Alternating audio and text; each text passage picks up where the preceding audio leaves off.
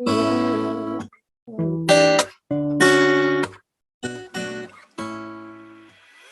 to the Possibility Action Network podcast.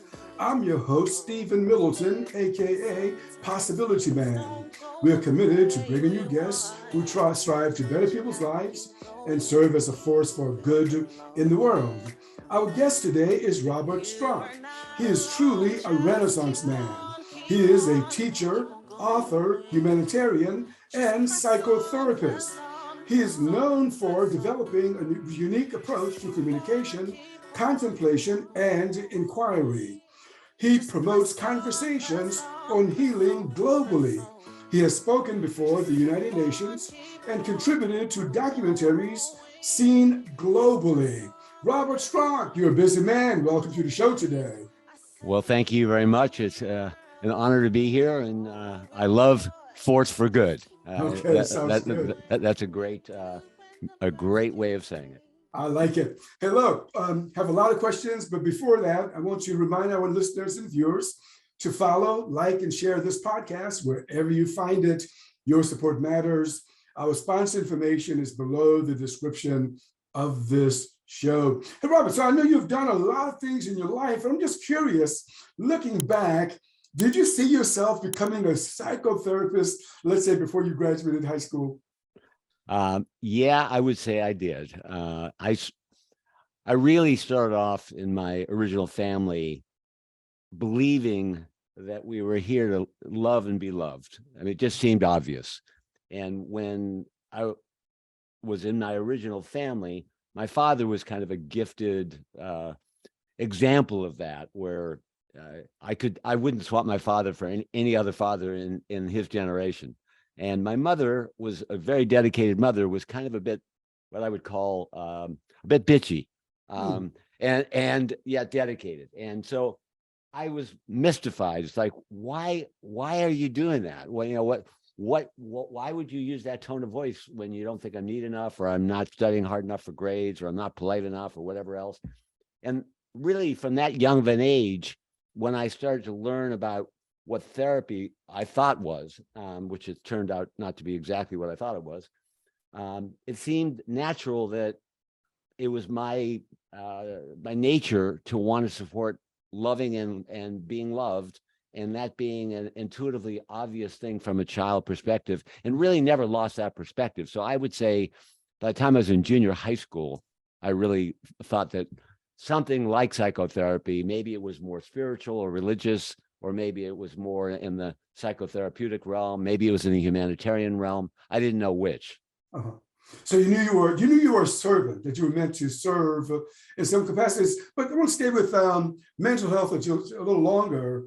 What are some predictors? Are there some things that you could say, if A happens, B happens, C happens, this person may struggle emotionally in life? Are there some indicators of that? Sure. I certainly anything that's hypercritical, abusive, or abandoning are the obvious ones. Addiction on the part of a parent, having a single parent that is overloaded, that is not able to really fulfill the role of parenting, abusive relationships with siblings. Any of those would be predictors, as well as prior generations of having genetic issues that are coming really even before your existing life in the body as a child. Yeah, we know much more about emotional health and well-being today than I think we've ever done, but yet it seems to still be an international problem. Why do you think that's the case? Well, I think we're hardwired and conditioned, maybe especially conditioned, to think dominantly about ourselves and not really see the vital interconnection with everyone else, the planet, animals. And so because the emphasis is so much on success and being attractive and being popular and not having problems and not having emotional issues, that is kind of a setup for emotional crisis, because we're not taught to reveal our emotions. We're not taught to understand that we all have universal needs, that it doesn't matter where you're born or what race you are or what religion you are. And so right out of the gate, because we're not taught to interconnect, we're not taught the importance of relationship. That's not part of our educational system. Mhm. It's very rare that it's even a significant part of parenting. So right out of the gate, you realize that the premise of loving and being loved, being sensitive, being honest, theoretically, that's commonly mentioned by parenting, of course, but really it being something where it's in our entertainment, for example. Mhm. You know, kids shows, frankly, are generally better than adult shows. So they usually have superheroes, you know, that are saving the world, et cetera, et cetera. But it's not lost on kids that those are superheroes. That's not me. Mhm. Mhm. And so our whole culture really is more oriented towards follow our culture than follow these universal values that have to do with interconnection. So as long as that's our conditioning, we're really having to work against that conditioning. Yeah. So does something happen to the mind, the human mind? Perhaps it applies to all animals, but the human mind in particular, that's under, let's call it distress for a long period of time. Does something happen up there? I mean, I think in general, Mhm. what's happening, you know, there's different levels. There's the trauma level, but I think you're talking about something more basic. And I think Yeah. the basic and fundamental thing is that if you were going to teach your children that interconnection, not only with your friends at school, but your friends at school being good to people that are suffering, Mhm. that it's cool, not only to be cool, it's cool, and it should be defined as how you relate to the world, not how you relate just to yourself or just to your friends, but something that's more contagious in the positive sense of the word. Yeah, you mentioned the word trauma. I'm curious because I have this thinking that, and correct me if I'm wrong, that, take an event, just pick any one event. Two people experience the same event, could be growing up in a family with an alcoholic or two, or whatever. One child is traumatic, the other child is not traumatic. Does that exist, and why is that the case? Yeah, I mean, and I think you're talking about traumatized, and the answer really is, and it's one of those nature nurture discussions for psychologists. It's been an age old question of how much is it nature that you come in a certain way, and how much is it you're nurtured and you're going to be formed by your parents and your environment. And to me, it's pretty intuitively obvious because of exactly what you just said, which Mhm. is the same family can have two people react completely different. So we come into this world with our own individual tendencies. It's Mhm. very evident. And of course, we're affected by our environment. So it really isn't even, to me, a very interesting question. Maybe the ratios of nature and nurture, but not a debate about is it one or the other. Uh-huh. It's clearly, like so many things, it's not black or white. It's clearly gray. It's like, what's the percentage of gray Uh-huh. for an individual? Like I was raised in a family where what I'm saying was intuitively obvious, but my brother was really focused on being a good guy but successful, and that was really a drive for him. Mm. And so for him, that led to good study habits and going to a good college and having good work habits and really focusing that on success, and he became very successful. And in my world, I was focused on friendships. I was focused on uh, recess in school. I was focused on having fun. I was focused on being honest. I was focused on asking other people to be honest. I was focused on what is life and death? What we're going to die. How come nobody's talking about it? You know, the cat down the street or the dog down the street that we love died. What does that mean? Where did they go? Mhm. Those kinds of things. So I really believe that it's very evident that we're wired differently, and then we're affected by our environment. Right. Yeah. And, I'm glad you said that because I've seen you write about and talk about unconscious self-rejection. And you know what I thought about when I first saw that associated with you? It was like, well, society does it to us, and then we learn to do it to ourselves. You may not mean that, but talk with us about unconscious self-rejection. What is that? When we're giving ourselves a hard time about something, but we're not really aware that we're doing it. So, for example, when you're afraid that you're going to get rejected in a relationship, the question I ask to discover whether you have unconscious self-rejection is, do you like fear? Do you like it when you're afraid? Do you love it when you're afraid? And the answer, people look at me like I'm insane. Well, why are you asking me such a stupid question?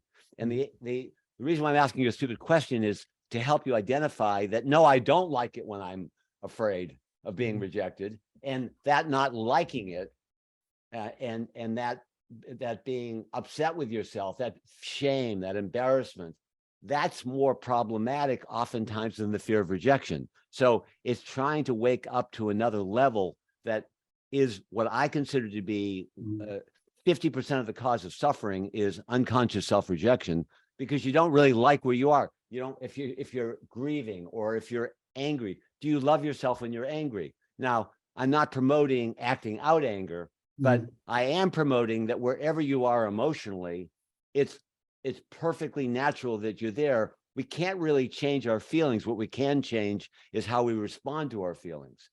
That's so interesting. Yeah. And so psychology frequently tries to work with feelings in a different way. I work with feelings in a way of saying, whatever you're feeling, the important thing is to be aware of it, to care for it, and then to respond well to the world. And not to try to change your feelings, which is really quite futile. If you're angry, yes, you can stop yourself from acting out and injuring another person. But if you can say, okay, I'm angry. What is it that's making me angry? What needs do I have that are really making me angry? And you try to guide yourself back to what your core needs are. And then in reverse, if you're making somebody else angry, well, what is it that they needed that makes them angry at you or somebody else? And so getting back to self-rejection, or the seeing that it's important to ask yourself, do you like where you are? And it might not be that you don't like where you are. You might not like the way you're handling it, for example, with anger. So that question of, are you content with where you are? And if you're not, well, that implies you have a need in some other way that's important to you. So you want to keep going back to that. And if you don't go back to your needs and take good care of your needs, and for that matter, others' needs, eventually, and really existentially, very likely in the here and now, you're going to be suffering from a level of self-rejection, because I don't like it when I'm blasting somebody else. I don't like it when I'm creating injury. Now, you may not be aware of that, which is why it's called unconscious self-rejection. Yeah, that's interesting. I find that so interesting. And it's almost like the thing that's bothering you is not really the thing that's bothering you, but what you think about the thing that's bothering you is what's bothering you. But anyway, we've talked about the problem a little bit, Robert. I want to look at some solutions now, because I saw some solutions when I studied you. And one is, you talk about self-compassion. What's that? And how can that help a person get out of a situation, a mental situation? Well, self-compassion is the exact opposite of self-rejection. It's really when you care for yourself, you're nurturing, you're gentle with yourself, you're supporting your strength. And one of the keys to it is it's not putting frosting on garbage. You need to earn the self-compassion. It's not just layering and just, oh, I'm going to be nice to myself even though I'm a killer, or I'm going to be nice to myself even though I'm blasting my wife or my husband all the time. It's a combination of, first of all, it helps to see where you're rejecting yourself to develop self-compassion, because that's a key, letting you know if you're rejecting yourself, then you know you're suffering from a lack of self-compassion. But also a key to it is that you really need to discover, well, what do I feel would make me worthy of caring, where it's not just an ego trip, where it's actually a reflection of how I am in the world. Also, it's an attitude that can be developed when you're suffering and you can't really do anything about it. So, for example, I had a very severe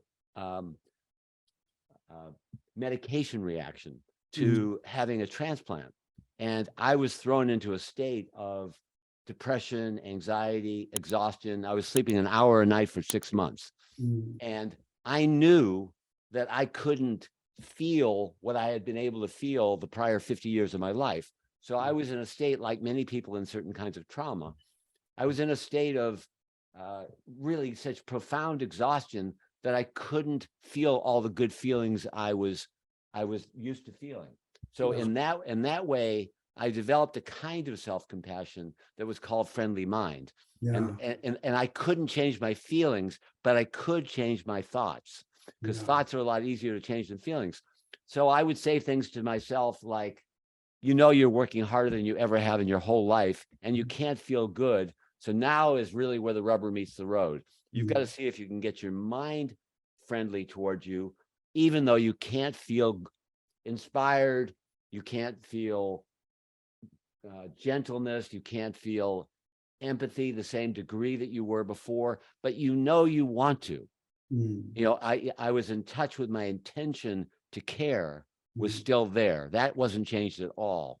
So self-compassion is a attitude, it's a tone, it's a vibration, it's a specific thought, but it has to be earned. It's not just something you can buy at the store. Yeah, I like it. I also like it when I saw this, because I'm going to tell you what I'm talking about now. This is the first time I've seen it expressed this way. And the two words, friendly mind. And well, wait a minute. And when it came to me, you said some other things about it, but it seems like you were saying that it's possible to have peace in almost any state. Yes. And I'm curious about that. Yes. Well, it's a very subtle, and the listener has to listen very carefully to this, because in a certain way, it's possible to have a mind that is your friend, that is your best friend, but you may not be able to experience peace. And so it's a peaceful mind, but it doesn't mean the mind itself can be friendly. So if you're in a trauma, or let's say you've lived with your partner for 40 years and they died, or you've just been in an accident and you've lost a leg, or you're in true depth of suffering, you're not very likely to feel good. You're not very likely to feel peaceful. But what you can do is gain control of your mind and recognize, I want to foster the intention of me that wants to be as peaceful as possible. Now, what that means is sometimes when you're in the most difficult situations in life, the best you can do is cultivate a friendly mind or a caring mind. But I go out of my way to say, just because you have a caring mind doesn't mean you can be caring. It doesn't mean you can be peaceful. It means that there is a level of peace. As a matter of fact, there's an inner knowing. In a way, I consider that to be a greater accomplishment, to have a friendly mind when you can't feel friendly. When you have a mind that's directing you or guiding you to be the best person you can be, even though you're wiped out. And the friendly mind also would relate to the fact that you're wiped out. So the friendly mind, for example, might say, I'm so sorry that you lost your leg. I'm so sorry that you lost your wife. I'm so sorry that it's difficult. I'm so sorry you can't feel peace. I'm so sorry you can't, but I know I'm really impressed with you. I really admire you, that you can be a master of your own mind, even under the worst of circumstances.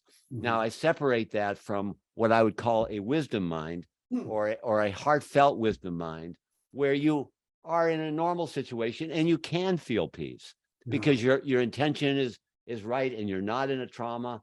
And then you can have the benefit of all the good actions and all the good responses in life and caring about other people. So as a worst case scenario, it's very helpful to know that you can have your mind work for you, even when your heart is suffering from chemical problems. For example, many people come into this world and they're chemically depressed. They're genetically depressed, or they're genetically anxious. They came from parents that maybe they were Holocaust survivors, or maybe they were in a family that was completely depressed, and their epigenetics or their genetics were changed. Let's say their parents' genetics were changed, and they were raised in a family where it was just normal to be depressed. Well, Yeah. you can say, you know what? I am not the depression. Yeah. I'm the one that can respond to the depression. Yeah. I am not. My feelings are a part of me, but they aren't the most important part of me. The most important part of me is developing a wisdom and developing a kind of caring, and whether it's the general caring from the heart, which, in 95% of the situations in normal life, we have access to our feelings, most of us. But some of us, let's say, even hormonal changes. So whether it's trauma, hormonal changes, or whether it's chemical issues, or whether it's physical issues, that if you're in situations like that, it's friendly mind that you want to develop. If you're in a situation where your heart is in good shape, but let's say you're dealing with disappointment, then you just want to do everything you can to ask yourself, how can I best deal with a situation, which I call inquiry, which you're asking yourself a question that's leading you in a direction toward the best you can be. So you're not saying something like, what's wrong with me? You're saying, what could be right with me? Yeah. How could I move in a direction where it would support my life, where it would support people I care about's lives, maybe even support the world? That you learn the art of asking questions that are guiding you to your best self. Yeah, that's awesome. Hey, so given your experience and your work with clients over the decades, would you say that someone who is suffering, that there is hope that you can actually recover from something that involves, let's call it colloquially, from the neck up? Can you get better? There is always hope. Always. I mean, even on our deathbed, even when we're diagnosed terminally ill, we're going to have difficult feelings in life. Yeah. But when we remember, the feelings are not the end point, or aren't even the best present point. The best present point is recognizing I have the capacity to respond to my feelings. And if I ask myself, what's the best possible response I can have, given that I'm suffering from this, or given I'm suffering from that? When we recognize we are the responder to life, we are the responder to our emotions, we are the responder to our life situations. And how can we be our best responder? When we remember to ask ourselves that question, and it's not just cosmetic, it's not just a hobby, it's a lifestyle. So there's endless hope because we have the capacity to ask questions. Yeah. And we have the capacity to ask questions that are helpful to ourselves and to others. Right. Yeah. So I want to switch now. It's really a continuation, but I want to start talking about the body, our physical self. You wrote this book, Awareness That Heals, Bringing Heart and Wisdom to Life's Challenges. So I want to start at the top by asking you, what are some of your discoveries about the body and about its ability to heal? Well, the body is very complex, and I think it's beyond my pay grade to be able to say the exact connection between the mind and the body, other than there's obviously an influence. I think it's a danger to believe there's a causation when you take it to the extreme. For example, when you go to philosophies like The Secret or something like that, which maybe your audience knows about or not, where you think I cause everything that happens to me and I can manifest my new reality. There's a danger in that, because then that means ultimately we all killed ourselves because we're all going to die.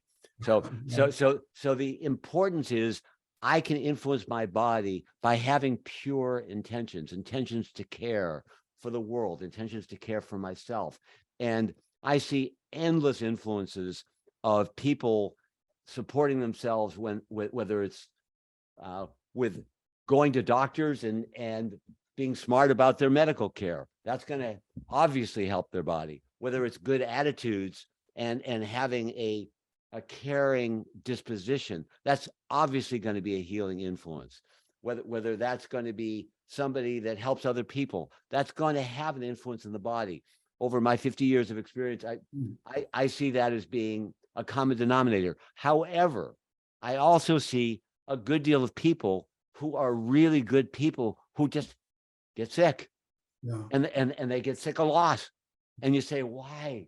Why would it be that this good person gets sick? And you say, well, that's, again, beyond my pay grade. However, how do they respond to how they get sick? And how much influence does that have while they're sick? And again, that's where you develop the friendly mind. And that helps when you're sick, or maybe sometimes you're not sick enough to where you can also use your heart to instill a good attitude towards yourself and a good tone, inner tone, or a tone of voice. So I would say the body has miraculous healing mechanisms. For example, I had a kidney transplant, but when you know how a liver transplant works, that you can cut off half your liver and the liver will grow back to its full size. You say, oh my God, this is a miraculous universe we're in. How did we get a body? None of us know how, really. We can say, well, God gave us a body. Well, yeah, that might very well be true, but again, that's beyond my pay grade.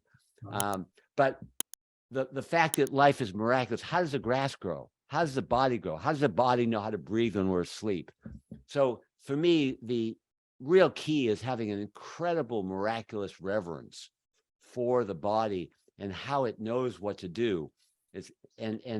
So when you gain that reverence, it helps really respect it more, and maybe helps with some of the tendencies to want to be addictive or whatever. It really makes helps support a gratitude that, wow, I have a body and it knows, it has more intelligence than I do by far. I don't know how to create a body. And do you know how to create a body? Absolutely not. Yeah. So I think there's healing capacities in the body that are unknown to the human mind, but we know that developing good attitudes, we know that having good health practices, we know that eating well, we know that exercising well, all those are good influences on the body, but they're not guarantees. Right. Yeah, I hear you. Yeah, that's great. I mean, just to underscore what you've just said, all of us know that the body has an incredible ability to heal.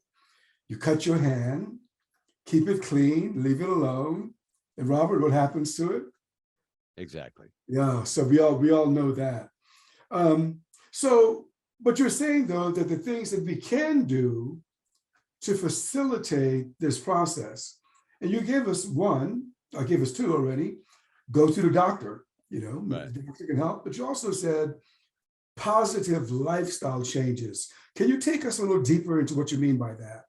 Yeah, I think asking questions that matter, like, what do I really believe that my best self is? Yeah. What do I really believe are my best practices? Where am I not living those best practices where I want to? And where can I support myself rather than get caught in a, let's say, chain reaction of negative thinking about where I am? How do I bring myself back to the present to cultivate good habits that I am doing because I want to live a fulfilling life? One of the miracles of life is that when your intentions are really pure, you're rewarded automatically. The intention, a good intention, when you have it, creates a good feeling. And so I think that getting your relationship to yourself and your relationship to the world, and asking questions, and listening to the questions, listening to the wisdom of what's guiding you, and then having your actions follow that, are all crucial things. Now, that sounds simple, but how many of us, how many of you that are listening are asking yourself the question, how can I be my best self as a lifestyle? How many of us are asking questions like, how do I deepen my love with my partner? How do I deepen my love with my family? How do I deepen my love with my friends? How do I deepen my love with myself?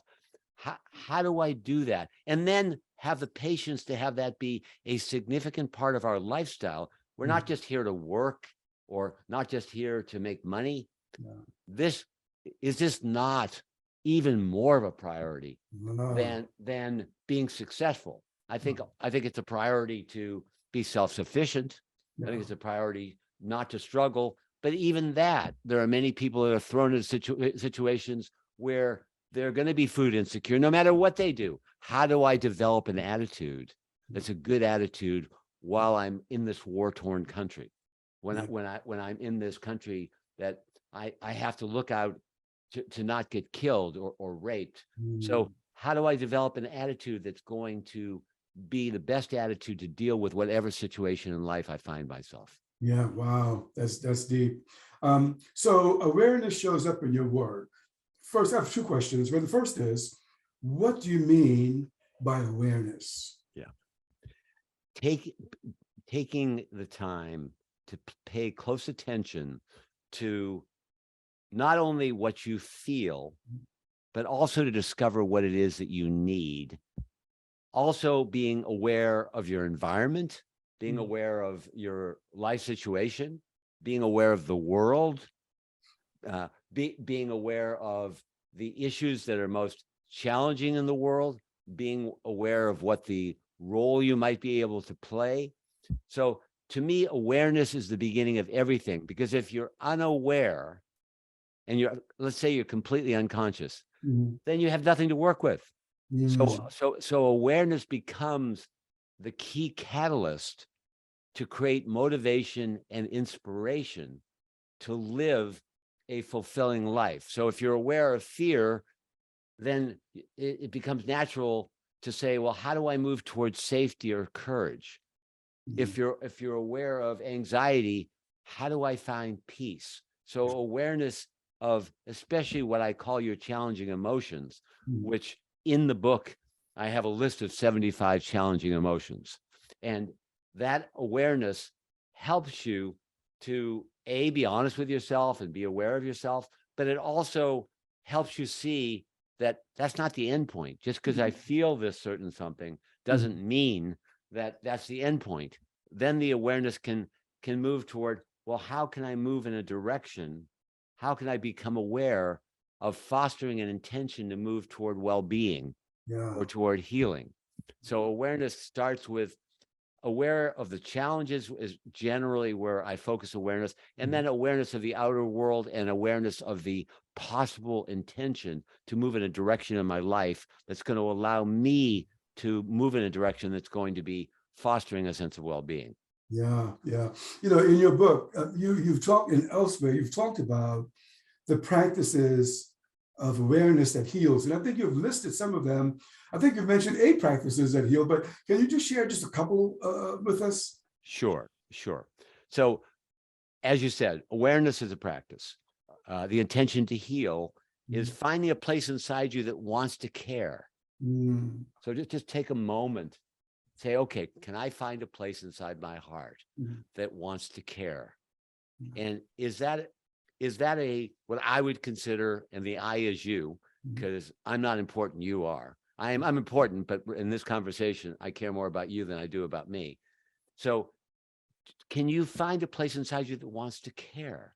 And when you do I want to bring that part of me that wants to care into my life more and more and more? Now, to me, that's a really key practice. When that gets escalated, well, then how do I do that?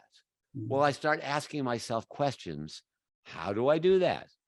How do I bring that intention to care into the world? So that's a third practice. Awareness being the first one, the intention to care is the second one. The third one is asking questions, is inquiry. And then the fourth one is listening to what the inquiry is telling you, which is gathering wisdom and gathering guidance and listening to the guidance. The next one is really activating that guidance. And then there are other practices like tone of voice, where is my tone of voice actually conveying a caring, a passion, or is it conveying an anger or an arrogance or an impatience or an intolerance? And if I can see my tone of voice, then maybe I can find a place inside me that wants to care, that can upgrade my tone of voice. Then I can be aware of what I call feelings to needs. You know, I mentioned that there's a chart in the awareness that heals.org website. That is a free chart that has 75 challenging emotions. It also has 75 essential needs, qualities, and actions that will help you when you're challenged.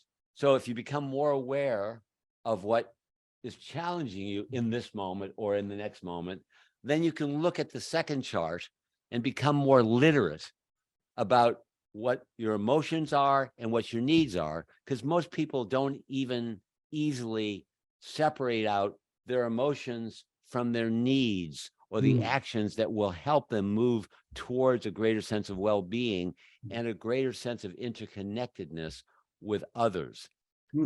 So those are some of the core practices. Okay, that's great. Now, I know that you are a humanitarian, and you've written quite a bit on a blog about creating America's safety net. Would you tell us what does that mean? What are you doing with that? I'm glad you asked me that. It's really where I'm spending these days, the majority of my time. We have a foundation called The Global Bridge.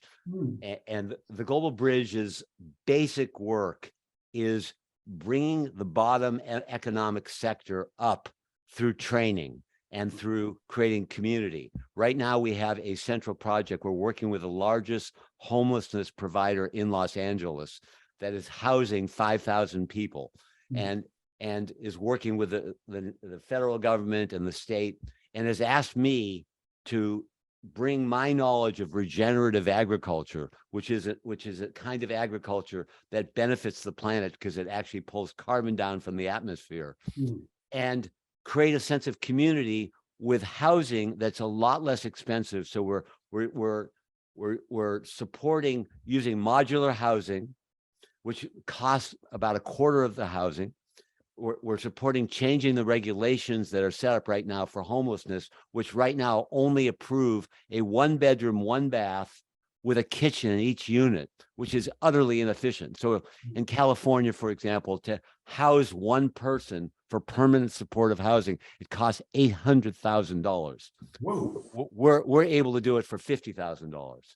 And so we're talking about multi-bedroom units in modular housing with existing training on 125 acres of regenerative agriculture. Or there's another foundation that is actually teaching low-income people or homeless people, when they find a home, how to create clean energy, solar energy, and create a solar field.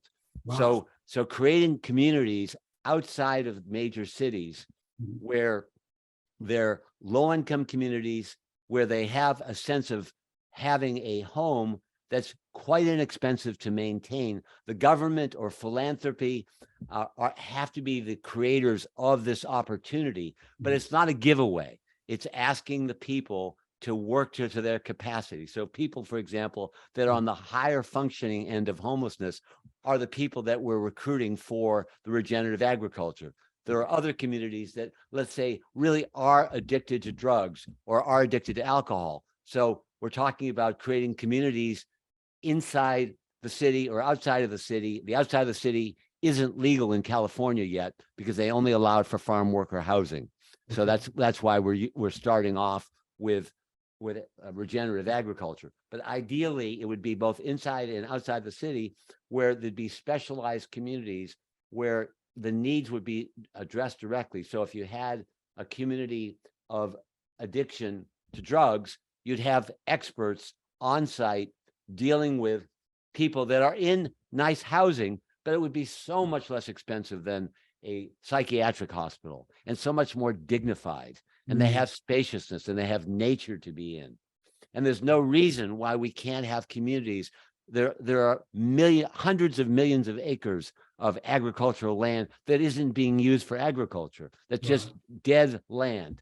And that could be regenerated and could be set up with communities where whatever the need is, whether it's vets or people coming out of prison, that people that are like-minded, where they would have more of an affinity for each other, have that going for them with experts to help them with what they're needing. Or if they're in the area where they're just hard on their luck and they've just lost their jobs, people that are just, let's say, to fires or to COVID or to other traumas, but yet they're still high functioning individuals, they're amongst the most motivated. And basically we're attempting to shatter the myth that homeless people are not motivated. At least half are highly motivated, more motivated than you and me, to do what they can and with the gratitude waiting to happen. And the other half are really dealing with serious issues where they need to be cared for, but they can be cared for in a way that allows them to have dignity. So really there has never been a culture that has been powerful in the history of mankind that has cared for the poverty stricken. So we're talking about restructuring the priorities of mankind to care for bringing the bottom up, have them do whatever their capacity is, and then caring for them, and seeing that not doing that is the setup for why we would have wars, why we would have global warming, why we would have terrorism, because that's fertile grounds. When you have people that are in poverty, those are the grounds where gangs are created. Those are the grounds where terrorism is created. Those are the grounds where you're driven towards success, which I call addiction to wealth. Where the wealthy are trying to be wealthier and are ignoring the effects on the planet, are ignoring, and I don't mean that in a black and white way. There are a number of wealthy people that are doing some good, but let's say most people that are doing that, it may be 3% of their net worth. So I'm encouraging the wealthy to consider moving from 3% to 10%, kind of like a classic tithing, that has been talked about through the ages. That sounds like great work. I'm so glad you're engaged in it. I want to move on now and talk a little bit about organizations. I know you've worked with organizations, and you've talked about communication.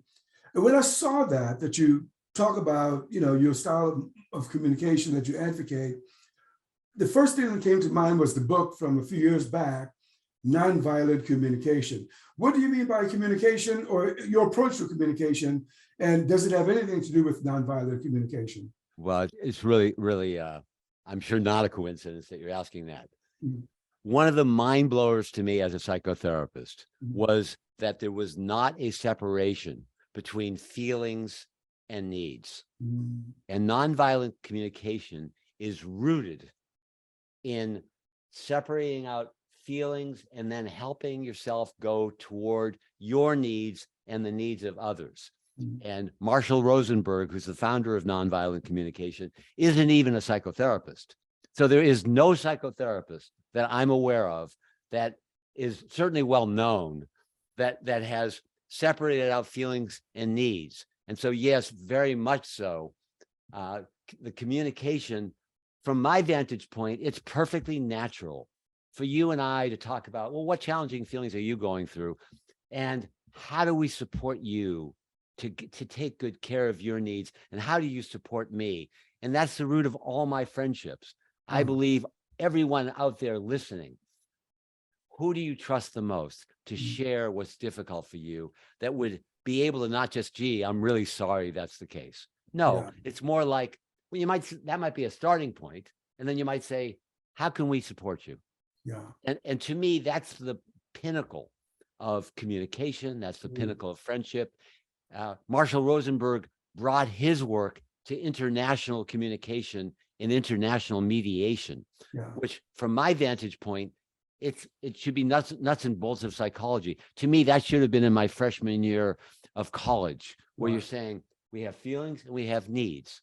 And I alluded to it early in the beginning of our conversation, that psychology wasn't exactly what I thought it was in general, that even most psychotherapists don't have an easy time separating out feelings from needs. So I think it's so important, whether it's going to Marshall Rosenberg's list of feelings and needs or my version of feelings and needs, the issue isn't the exact articulation. It's the understanding that we all are going to suffer. Part of being human is suffering. It's dignified to suffer. It can be dignified to suffer.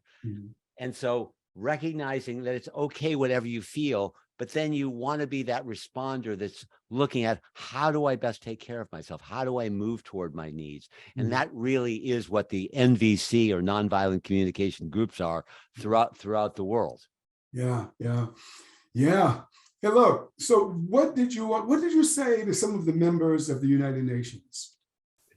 Well, I'll make a long story short. Okay. I was originally going to go there and make an hour talk on the connection between inner and outer peace. Because I have two podcasts. One is the Awareness That Heals, it's on inner peace, and the Missing Conversation, which is a podcast on outer peace. And so to a large extent, what I really talked about was, it's perfectly natural for us to want to take care of mostly our family and our friends with our energy and our money. But if we all keep doing that, no one's taking care of the poor. No one's taking care of the planet.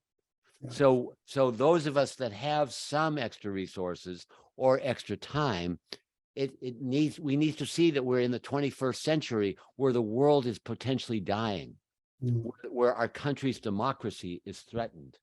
And so we need to take this opportunity to stretch beyond just caring for the ones that we naturally love the most. Of course, we're going to love our families the most and our friends the most, but hopefully we're a symbol to stretch beyond those boundaries and care for people that really don't have the same opportunities that we do. And if we're one of those people that don't have those opportunities, and we're born in a war-torn country, then we want to support you to recognize that your attitude just towards your neighbor, your good vibe, is every bit as heroic as giving $1 million away when you're in that situation. So it's no matter what situation you find yourself in life, what's the maximum potential? And for some people, it might be putting out a good vibe. It might be being supportive. For another person, it might be, instead of giving 1% away, you're giving 10% away. Instead of giving 10% away, you're giving 15% away. And the focus is not on giving it away just to give it away, but giving away work opportunities, giving away opportunities so people can earn their own dignity. Wow, I love it. I wish I could have heard that speech. That's awesome. And look, but I want our listeners and viewers to know about your online community. What is it? What do you try to do there? Just whatever you want to share about that. Well, there's an online community at awareness-that-heals.org that is really sharing the insights like what we're talking today. And we have ongoing email exchanges and dialogues and sometimes Zooms. And in January or February, if anyone stays connected with me, I'm going to be starting a live hourly show where the audience will be whoever it is. And we're going to be dealing with primarily the inner world as to how you yourself can make yourself respond well to whatever you're going through. So there's a really new opportunity to really have a dialogue. And when I'm relating to one person, I'm always trying to relate to everybody else that's on the line. So that will be an opportunity. But there's also guided meditations, and there's articles that are part of the globalbridge.org and the awareness-that-heals.org. All of it's free. None of it's to earn money. And so it's really to try to spread the word that we're not here to be successful. That's not the highest purpose in life. The highest purpose in life is to be fulfilled and to spread that fulfillment to other people as much as possible. Yes, indeed. I'm with you, brother. And look, so is there anything else you care to share with us that I have not asked you today? I would say it would be really asking the audience Mm. to not just take this in at an intellectual level, but to actually see that you yourself can be a catalyst to be aware of what your life situation is, and that you see that you can be the responder, and that your feelings don't have to overtake you. And so the real catalyst to be able to see that everyone has this opportunity, this gift in life, to be able to be a responder that you yourself admire, that you yourself are fulfilled by, are inspired, and don't just be a copy of our culture. Be an innovator. You yourself are unique. Find your own innovations, use your own unique skills. That's fantastic. Thank you very much for that. Robert, it's really my pleasure sitting and talking with you today. I'm sure this is going to touch a lot of people around the world. Thank you for being with us, sir. Thanks so much for the opportunity, and I love what you're doing. Okay. You've been listening to or watching the Possibility Action Network podcast. Our guest today has been Robert Strock. I'm your host, Stephen Middleton. Until next time, good day. You are not alone, just keep